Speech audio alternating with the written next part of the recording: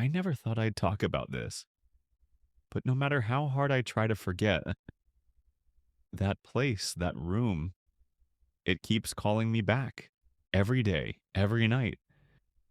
It happened in 2017. I had just started a new job, working as a nurse in an old psychiatric hospital. The building was in terrible condition. Most of the wings were shut down, the walls were covered in mold, and some doors didn't open at all. But there was one room that stood out. They called it the isolation room. The staff had a different name for it, the soundless room, because anyone who entered stopped making a sound. Some disappeared, others came out, broken.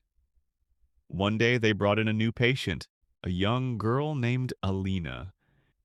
She was restless, silent. Her eyes would stare right through you like something inside her had already died. The doctors decided to place her in the isolation room just for a short time. That's when everything changed. That evening, I was watching her through the surveillance cameras. She didn't move.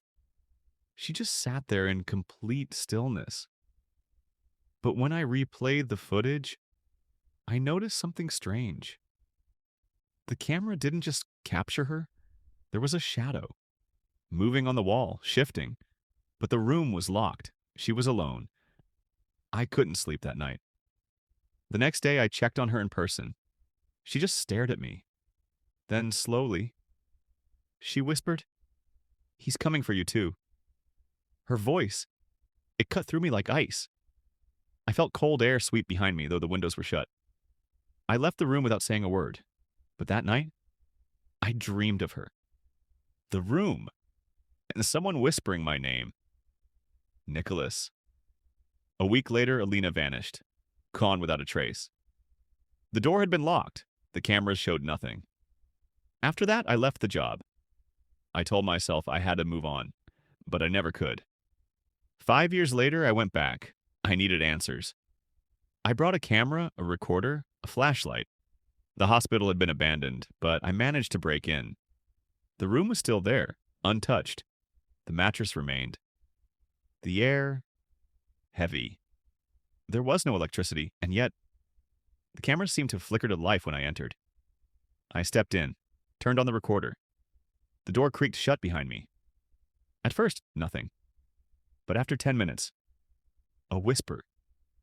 "Nicholas." My heart stopped. I looked at my camera. It had shut off. My flashlight shattered. Total darkness. And then a face began to appear on the wall. Alina's eyes, just the eyes, staring. The wall scratched, groaned, then changed. Suddenly, I was standing in my childhood home. My father's yelling, my mother crying, my sister's laughter, all playing at once. It was my buried pain. Then I heard the voice. "This room doesn't silence sound. It silences truth." I fell to my knees. I couldn't take it. I covered my face and wept. And that's when I understood. This room, it didn't haunt you with ghosts. It haunted you with yourself, with everything you tried to forget, every wound you refused to face. Eventually, the door creaked open. I stumbled out. When I got home, I checked the footage. But I wasn't in it. The room was empty. The only thing left on the recorder was a whisper. "You'll be back." I still hear the room. When I sleep, something watches me. In the mirror, I don't see my own face anymore. I left the room, but the room never left me.